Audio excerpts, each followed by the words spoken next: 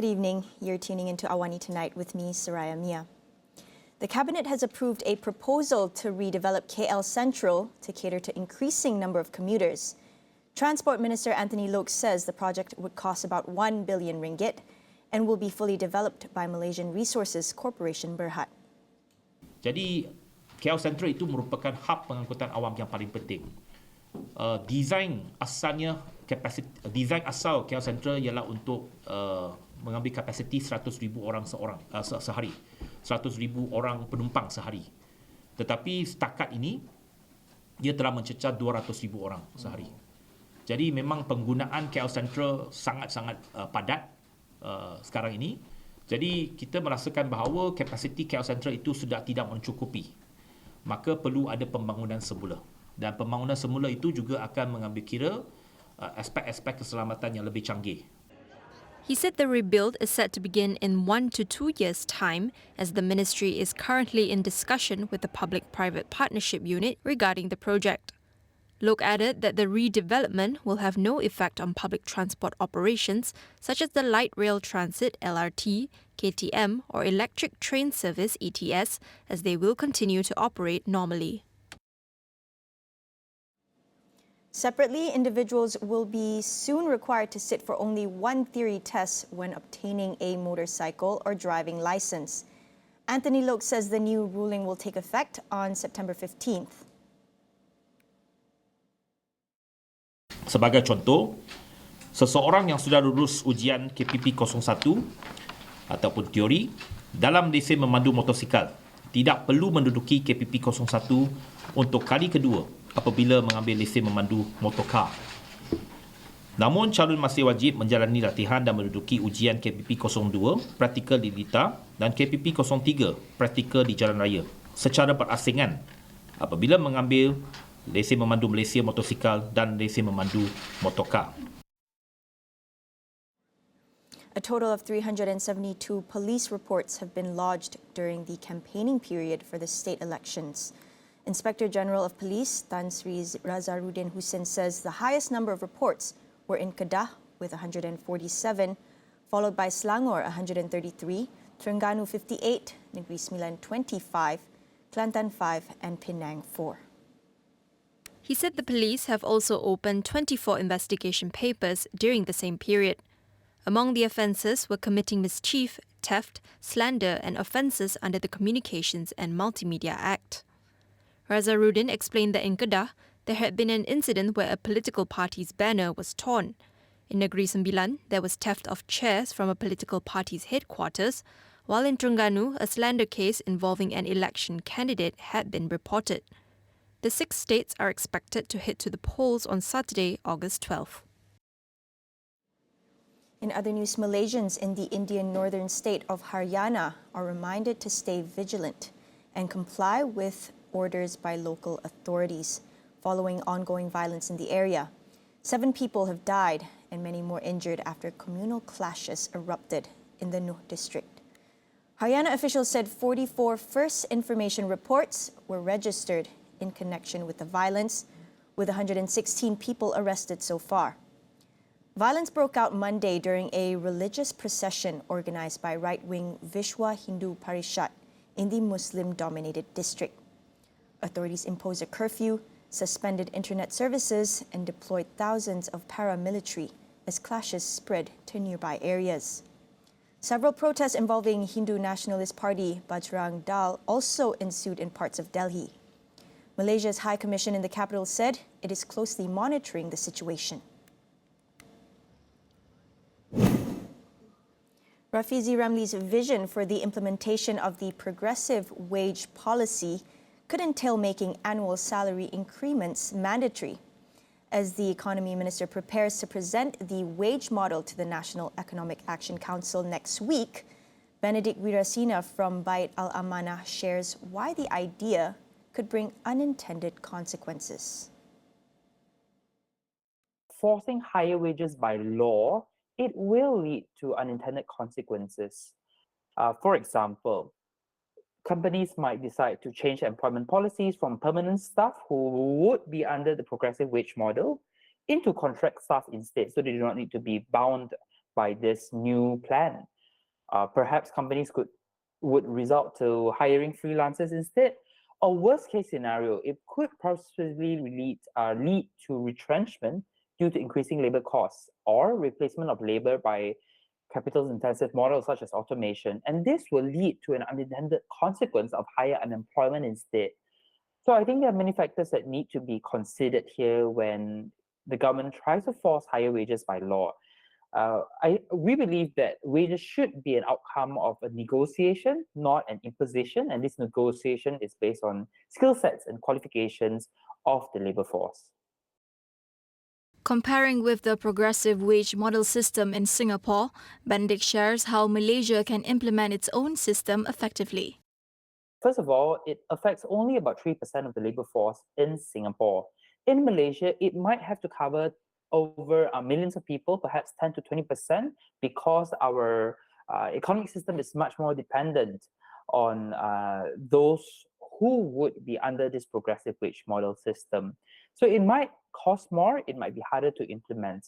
Also, the second reason why the system and the context is different is that in Singapore, there is a tripartite system, a strong relationship and engagement between the union, the employer, and the government. I think in Malaysia, we need to strengthen our unions first before we embark on this progressive wage model. And I think that will ensure the effectiveness in the long run. The third difference is the compliance clause and licensing, which requires stringent enforcement. I think in Malaysia, we must ensure that this enforcement is done properly, or else it might lead to leakages and preferred vendors when it comes to the government enforcing a progressive wage model. Benedict also highlights the importance of unionization of workers as other means to promote income growth in Malaysia. He said the act of collective bargaining through workers' unions is what pushes wage growth across many developed countries. There needs to be a broader perspective, a broader approach to address this low-wage issue.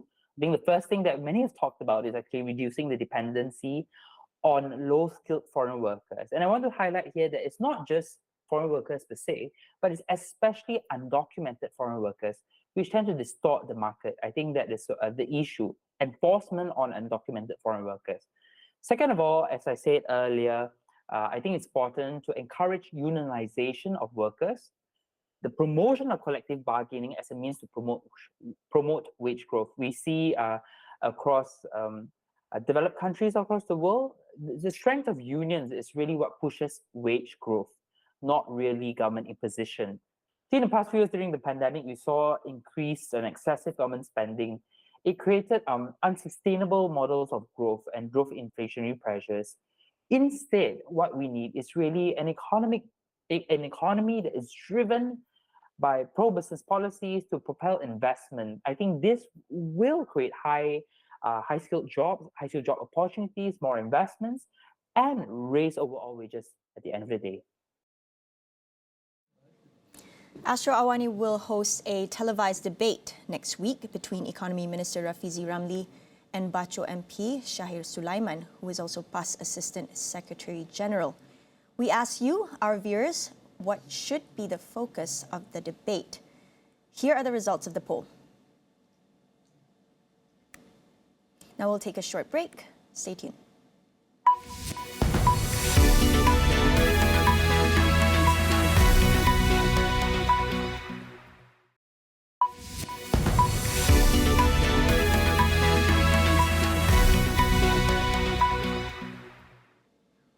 Thailand's Move Forward Party is no longer part of an 8-party alliance aiming to form the next government. Pheu Thai leader Cholanan Sikiao said the party will soon nominate property tycoon Seta Thavisin as its prime minister candidate.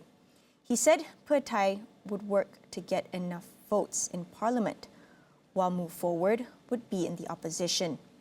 The next vote for prime minister is due on Friday. Move Forward emerged as the largest party in the May elections, followed by Pheu Thai. Its leader Pita Limcharanrat attempted to be voted in as premier twice, but was blocked by conservative opponents and the military-appointed Upper House Senate. Meanwhile, Singapore's Prime Minister Lee Hsien Loong says the government takes the recent scandals, including a graft probe and senior lawmakers' resignations, seriously. He told Parliament that this reflects in the barring of Transport Minister S. Iswaran from duty as he remains under investigation by the country's anti-graft agency. Lee said Iswaran was also given reduced pay of 8,500 Singaporean dollars a month until further notice. He said incidents involving ministers were rare and reiterated the People's Action Party (PAP's) zero tolerance for corruption. Once investigations are complete, the findings will be submitted to the Attorney General's chambers for decision on necessary action. Lee, however, declined to provide further details on the ongoing probe. Singapore, due to hold elections by 2025, has been shocked by the graft probe and a series of scandals that saw the resignations of two senior PAP lawmakers for an inappropriate relationship. South Korea has raised its hot weather warning to the highest level in its four-tier system for the first time since 2019. The heat has estimated to have killed at least 22 people as parts of the country continue to experience temperatures over 38 degrees Celsius. The 22 deaths is more than triple the record of 7 during the same period last year. Many of them occurred in the countryside, where elderly farmers were most affected after working outside in the heat. The highest warning is issued when the temperature is expected at 35 degrees Celsius or higher in at least 40% of the country's 180 regions for 3 or more days. Over in Busan, where the World Scout Jamboree is being held, some 400 participants suffered from heat exhaustion on the first night. Organizers said people were being treated at a makeshift hospital on the campgrounds. An evacuation plane carrying 87 people from Niger arrived in Italy's capital, Rome, earlier this morning. Passengers include 36 Italians, 21 Americans, and 1 British, among others. Military personnel were also in the flight. Meanwhile, a separate flight with 262 people on board, including a dozen infants, lifted off from Niger Tuesday evening. The plane is expected to land at Paris airport this evening. Evacuations come about 6 days after a military junta seized power in the country, toppling one of the last pro-Western leaders in West Africa's Sahel region. Niger also announced on Wednesday it was reopening borders with several neighboring countries. According to a junta spokesperson, land and air borders with Algeria, Burkina Faso, Mali, Libya, and Chad are reopened.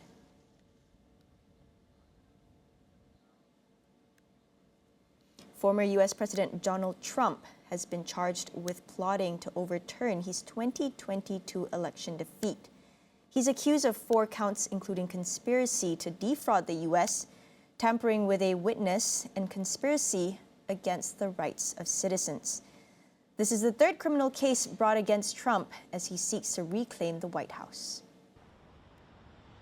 The indictment by the Department of Justice caps an inquiry into events surrounding the January 6, 2021 riot at the U.S. Capitol, where Trump's supporters stormed Congress as lawmakers certified the Democrats' victory. It mentions that the purpose of the conspiracy was to overturn the legitimate results of the election by using knowingly false claims of election fraud. Trump, who is again running for president in 2024, denies any wrongdoing.